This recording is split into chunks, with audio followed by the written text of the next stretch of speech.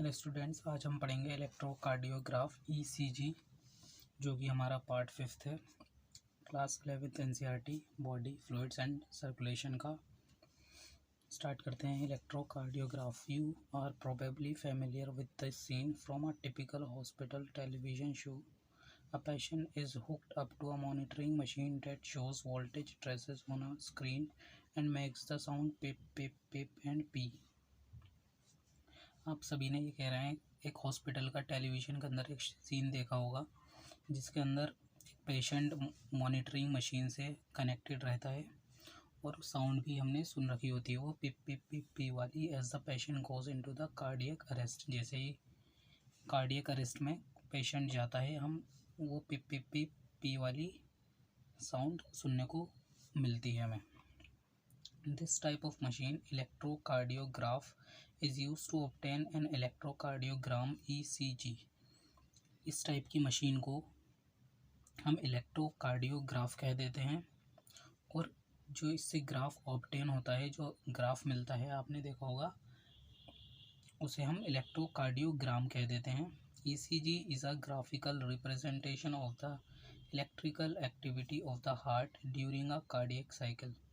Electrocardiogram जो graph है वो एक हमारा रिप्रेजेंटेशन है हमारी हार्ट की एक कार्डियक साइकिल का, हमारी हार्ट में कार्डियक एक्टिविटी का, जो जितनी भी हमारे हार्ट के अंदर इलेक्ट्रिकल एक्टिविटीज़ चल रही हैं उसका एक ग्राफ जो होता है उसे हम इलेक्ट्रोकार्डियोग्राम कह देते हैं, ECG कह देते हैं। ECG is a graphical representation of the electrical activity of the heart during a cardiac cycle. पूरी कार्डियक साइकिल में ECG एक ग्राफिकल रिप्रेजेंटेशन है उसकी इलेक्ट्रिकल एक्टिविटी का, हमारी हार्ट की इलेक्ट्रिकल एक्टिविटी का ग्राफिकल रिप्रेजेंटेशन को हम ECG कह देते हैं। To obtain a standard ECG as shown in the figure 18.3, a patient is connected to the machine with 3 electrical leads. इस मशीन के द्वारा एक पेशेंट जो होता है वो 3 अलग अलग लीड से कनेक्टेड होता है, 1 to each wrist of the left ankle, दोनों रिस्ट पे और एक लेफ्ट एंकल पर। That continuous monitoring the heart activity. ये जो लीड्स होती हैं, ये जो इलेक्ट्रोड होते हैं, ये हार्ट की हमारी इलेक्ट्रिकल एक्टिविटी को मॉनिटर करता रहता है। इस for a detail evolution of hearts function, multiple leads are connected to the chest region. Here we will talk only about a standard ECG। और बहुत सारी इलेक्ट्रोड या फिर कह लो लीड्स बहुत सारी चेस्ट के रीजन पर भी अटैच कराई जाती हैं, एक ताकि हम एक प्रॉपर ECG इलेक्ट्रोकार्डियोग्राम हम ऑब्टेन कर सकें। Each peak in the ECG is identified with a letter from P to T that corresponds to a specific electrical activity of the heart.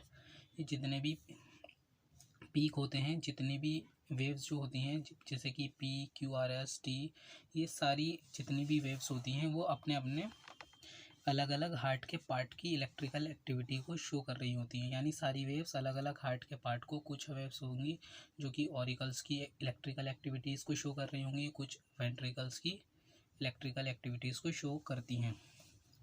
The P wave represents the electrical excitation or depolarization of the atria।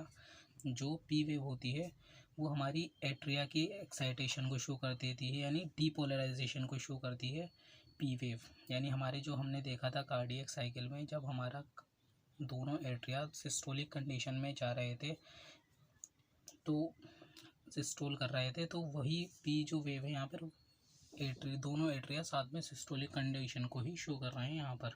The P wave represents the electrical excitation और depolarisation of the atria. यानी depolarisation यानी systole, या excitation या depolarisation या systole, तीनों एक ही बात हो गई। तो P वेव जो है यहाँ पर इस इलेक्ट्रोकार्डियोग्राम में एट्रिया के सिस्टोलिक कंडीशन को शो कर रही है, which leads to the contraction of the both the atria.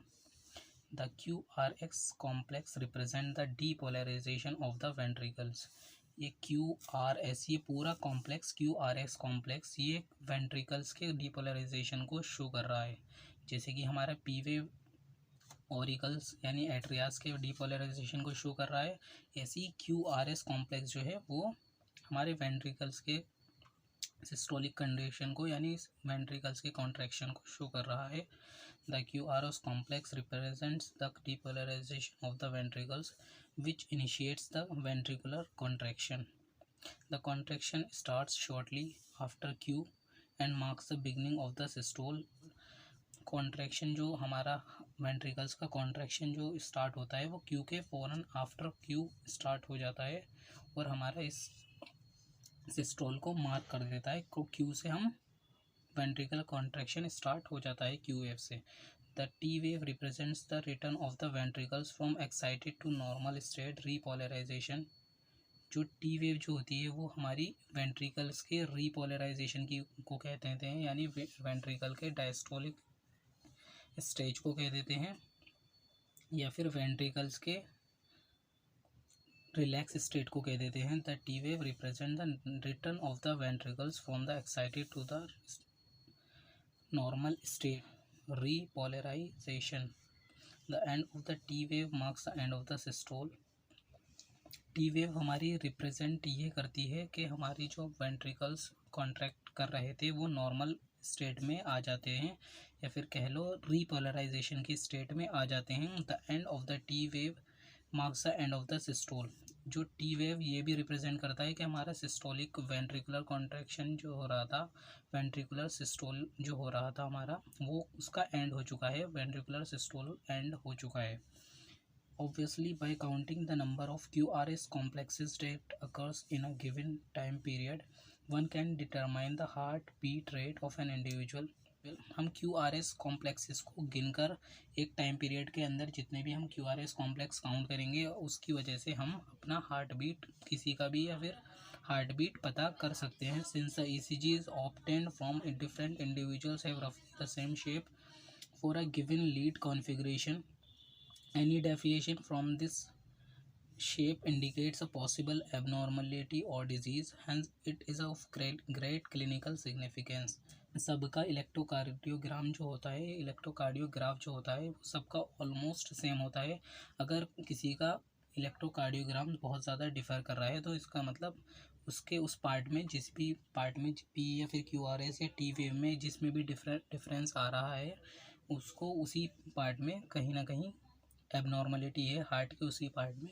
तो इसीलिए क्लिनिकल सिग्निफिकेंस बहुत ज़्यादा है, इसका डायग्नोसिस में बहुत ज़्यादा ECG की हेल्प ली जाती है। आगे हम पढ़ेंगे डबल सर्कुलेशन। वीडियो पसंद आई हो तो शेयर कीजिएगा।